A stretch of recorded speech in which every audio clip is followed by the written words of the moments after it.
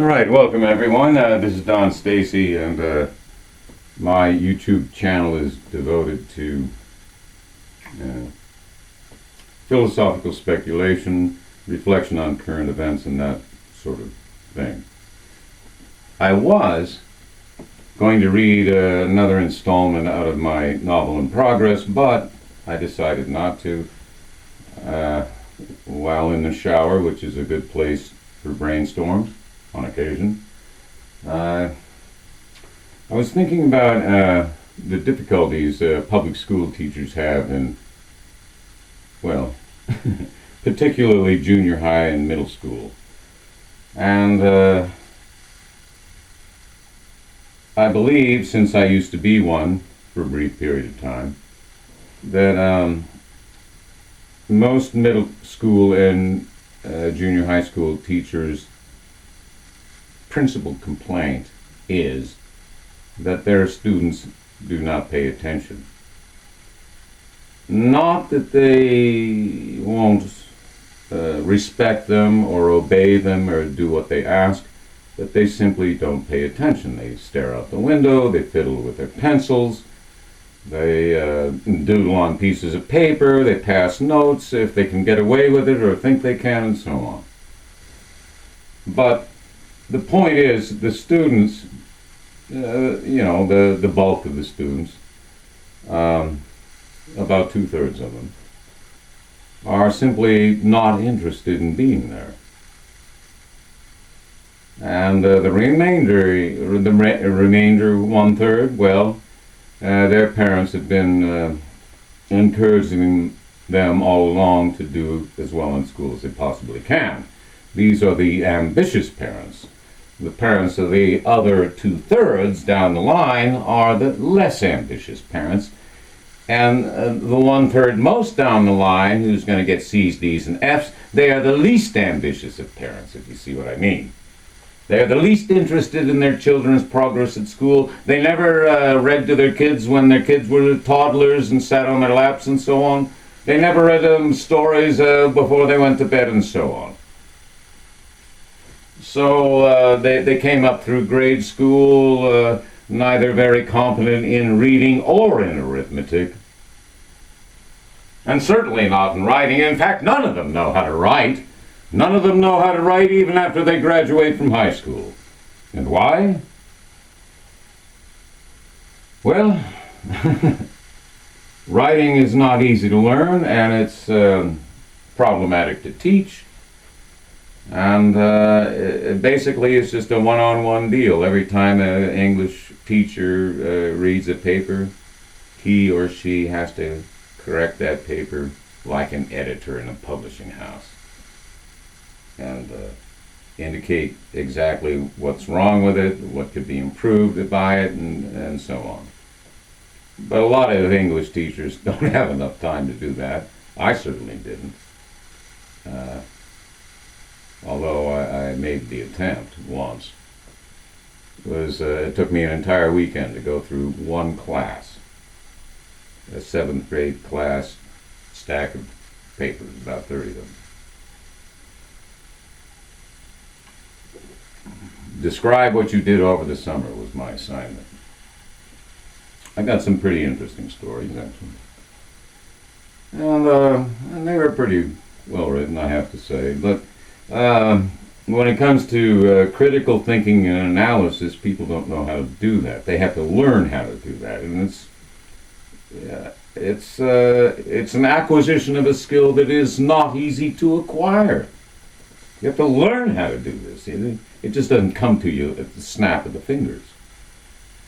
In fact, I had one essay writing professor in college who warned us, and this was a 300 level course, that we would sweat blood and tears. Oh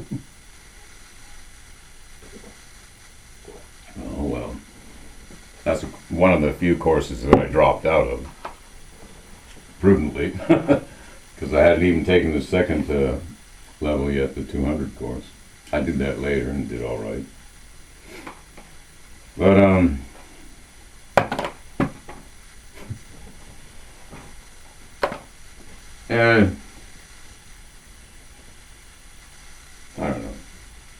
education has always been a debatable matter, and particularly now with this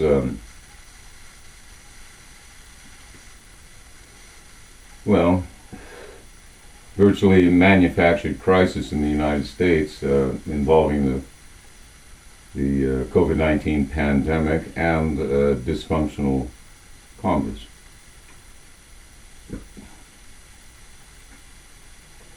Now, I've always insisted, and I did so once on one of these videos on my channel,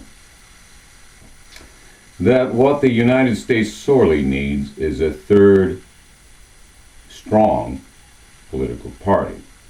So far, we only have two, and therein the problem lies. With two political parties, I believe polarization was inevitable.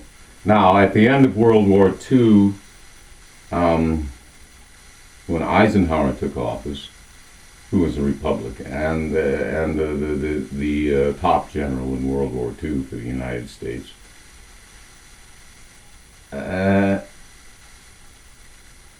we enjoyed a very, very prosperous period, which Robert Lowell dubbed the tranquilized generation. Of course, Robert Lowell was bipolar and had spent many sojourns in a psychiatric asylum. Poor sod. Anyway, he's one of the major American poets of the second half of the 20th century, by the way. You don't know his name. And, well, okay, let's talk about poetry for a bit. Poetry is not for the faint of heart. I can think of at least two poets who probably committed suicide, and one did, no doubt. The one who we definitely know committed suicide was Sylvia Plath, who was pretty remarkable. And, of course, Edgar Allan Poe, who just drank himself to death and smoked opium and so on. But he wasn't the only one. Samuel Taylor Coleridge in England, he smoked opium. Remember Kublai Khan? It was inspired by an opium dream Samuel Taylor Coleridge once had. Of course, his partner in essay writing and so on, Wordsworth. Wordsworth was a water drinker. He never drank alcohol, and he adored nature, and that's all he wrote about in his poetry, which is very good. So Samuel Taylor Coleridge was a bit more, shall we say, flamboyant than Wordsworth. And so he experimented. And then there's, of course, what's his name, John Quincy, who wrote The Diary of an Opium Eater. Drug use, I should say, has always been prevalent among the literary minded, and even down to this day, I would say. I can give you two good examples, Jack Kerouac and Robert Stone, and they actually knew each other. Stone was about a half a generation younger. He died a few years ago.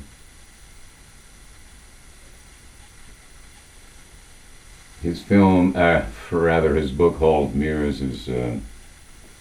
which was a smash hit, by the way, in the literary world, was made into a film.